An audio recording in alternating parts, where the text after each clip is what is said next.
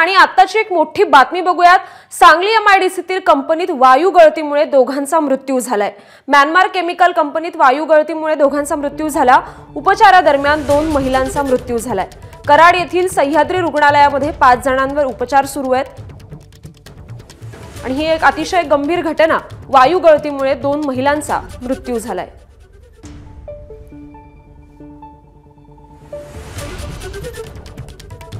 सांगली एमआयडीसीतील कंपनीत वायू गळती झाल्यामुळे दोघांचा मृत्यू झाला। म्यानमार केमिकल कंपनी अशा या कंपनीचं नाव।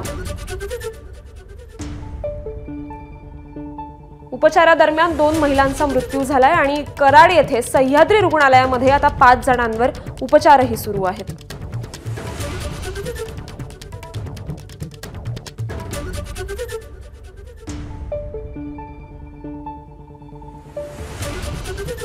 सांगली एमआयडीसीतील कंपनीत वायू गळती झाल्यामुळे दोघांचा मृत्यू झालाय आणि अतिशय गंभीर घटना।